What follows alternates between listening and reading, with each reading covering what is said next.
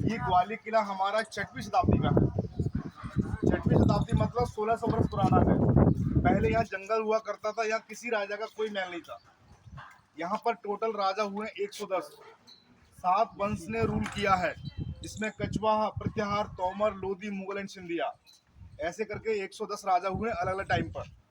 मगर 6वीं शताब्दी में तो ये बाउंड्री वॉल बना। आप ये बाउंड्री देख रहे चारों साइड का, ये 11.5 किलोमीटर फैला हुआ है। उसके बाद में यहाँ पर कई चीज बनी, जैसे कि पीछे आप जाएंगे वहाँ एक मंदिर है, उस मंदिर का नाम है रियल में सहस्त्र बाहु, जिसको स्थानीय लोग कहते हैं सास बहू। आपने काफी सुना भी होगा कि ग्वालियर किले पर एक मंदिर है जिसका नाम है सास बहू का मंदिर। तो रियल बात यह है कि उस मंदिर का संस्कृत भाषा में नाम था सहस्त्र बाहु, जिसको लोकल पब्लिक ने, इस्लामिक लोगों का जब आना हुआ, उनको संस्कृत नहीं आती थी, तो उन्होंने सहस्त्र का सास कर दिया, बाहु का उन्होंने बहु कर दिया। धीरे धीरे लोगों ने उसका नाम खराब करके सहस्त्र बाहु का नाम सासू कर दिया। तो मंदिर पीछे बना हुआ है। उसके बाद में यहाँ पर तोमर वंश के राजवंश आया। तोमर वंश के राजा ने यहाँ एक महल बनाया। सामने आपने जो नीले कलर का महल देखा, वो राजा मानसिंह ने बनाया। ये शिव जी का मंदिर है। अभी हम इसको बवैया धाम इसलिए बोला जाता है क्योंकि इसमें शिवलिंग जो रखा हुआ था, इस शिवलिंग को मुगल पीरियड में, जैसे मुगल राजा सबसे पहले तो यहाँ बाबर रहा था, राज नहीं किया उन्होंने, यहाँ पर वो एंट्री इंडिया हुआ, उनके कब्जे में ग्वालियर आ गया था। बाबर का बेटा हुमायूं, उसका बेटा अकबर, अकबर का बेटा जहांगीर। जहांगीर बहुत ही क्रूर कट्टर शासक था। जहांगीर ने हिंदुस्तान के कई रियासतों को रात को फाइट करके जीत लिया था, क्योंकि मुस्लिम लोग ना रात को लड़ते हैं। हिंदू, राजपूत, सिख लोगों में कल्चर था कि हम कभी छुप के वार नहीं करेंगे। दूसरी कंडीशन, हम कभी भी निहत्थे पर वार नहीं करेंगे। मगर दुश्मन भी आपके सामने खड़ा है, अगर उसके पास तलवार नहीं है तो अपनी तलवार देंगे उसको लड़ने के लिए। तीसरी बात कही थी, हम चुपके वार नहीं करेंगे, निहत्थे पर वार नहीं करेंगे, रात को दुश्मन को भी नहीं मारेंगे। इसलिए जहांगीर सक्सेसफुल हुआ और हिंदुस्तान की जितनी रियासत थी, 52 रियासत थी, उन सभी रियासत के राजाओं को उन्होंने यहाँ बंदी गृह में डाला। उन्हीं के साथ में गुरु हरगोविंद साहब भी नजरबंद कैद किए। गुरु हरगोविंद साहब को पहले तो बुलाया गया था, फिर धोखा दे दिया। पर गुरु हरगोविंद साहब बहुत बड़े तपस्वी संत थे। उन्होंने यहाँ रह करके 2 साल 3 महीने तक तपस्या की लगभग। यहाँ पर गुरुद्वारा साहब बने वहाँ पर वहाँ तपस्या खत्म होने के बाद कुछ समय के लिए वो इधर भी आते थे, इन राजाओं से मिलते थे, बोलते थे जब भी हम जाएंगे आप लोगों को भी लेके जाएंगे। राजा उनको देख के बहुत खुश हो जाते थे।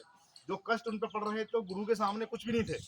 तो गुरु हरगोविंद साहब के भरोसे सब राजा रहने लगे। पर जहांगीर परेशान होने लगा, उनका पूरा स्वास्थ्य खराब हो गया। तो गुरु हरगोविंद साहब के तपोबल से जहांगीर जब बीमार हुआ, वो मियाँ मीर के पास गया था। जहांगीर उनके मियाँ मीर के गुरु के कहने के अनुसार जब इधर आया, तो जहांगीर ने उनसे कहा कि गुरु हरगोविंद साहब जी, हम आपको छोड़ना चाहते हैं। पर सभी राजाओं ने, सब राजाओं को कष्ट होने लगा, अगर गुरु जी चले जाएंगे तो हम जीते जी मर जाएंगे। पर जहांगीर बहुत चालाक था, उन्होंने उनके सामने शर्त रखी थी, जितने भी बंदे अगर जाना चाहते हैं वो किसी का दामन पकड़ के जाएंगे। पर और किसी का दामन तो पकड़ नहीं सकते थे, गुरु का चोला पकड़ सकते थे। क्योंकि राजपूत कल्चर में व्यवस्था है कि कोई भी राजा किसी लेडीज का या किसी का चुनरी पकड़ के जाता है, वो उनका राज उनको वापस नहीं मिलता है। पर गुरु जी ने अपने सब लोगों के साथ मिलकर के एक 52 कली का चोला बनाया। जब गुरुद्वारा साहब गए होंगे आप, तो वहाँ पर वो 52 कली के चोला को पहन के वो दिखाया गया है निकालते हुए। तो गुरु हरगोविंद साहब की जो साथी थे, उनके साथ बहुत जुल्म हुए। ये कुआं आप देख रहे हैं ना, पहले तो रियल में पानी पीने के लिए था, पर वो जो कैदी यहाँ रहे, उनको पनिशमेंट एवरीडे दिया जाता था और इसमें नशीली चीजों को घोल करके उन कैदियों को पिलाते थे। तो वो हमेशा बिना खाना खाए कई दिनों तक पड़े रहते थे, मतलब मरे नहीं, मतलब सब काम हुए उनके। तो गुरु हरगोविंद साहब ने उन राजाओं को खुश किया, अपनी कहानियों के माध्यम से उनको खुश किया। बैठे तो भगवान ही थे वो रियल में। तो गुरु हरगोविंद साहब सब राजाओं को रिहा करवा के ले गए। इसलिए उनके नाम पर बहुत सुंदर यहाँ गुरुद्वारा बनाया गया है, जिसका नाम इस समय गुरु दाता बंदी छोड़। दाता मतलब दया करने वाले थे। गुरु हरगोविंद साहब जी ने सभी राजाओं को उनके चंगुल से छुड़ाया था। गुरु जी यहाँ तक ही नहीं शांत रहे, वो सब राजाओं को यहाँ से वापस नहीं किया। यहाँ से वो रास्ते में चलते चलते जिन जिन जगह रोके, वहाँ के लोगों से मीटिंग करते गए और अमृतसर तक पहुंचे। अमृतसर में जाकर के उन्होंने वहाँ दीपक पर्व का फेस्टिवल मनाया था। इसलिए पूरे हिंदुस्तान में आज वो दीपक जलाए जाते हैं, इसलिए जलाए जाते हैं। और हर आदमी अपने अपने धर्म से जोड़ के उसको दीपक को मानता है। तो प्रकाश पर्व में हजारों करोड़ों दीपक जलाए गए थे, उस समय जलाए गए थे। सत श्री अकाल।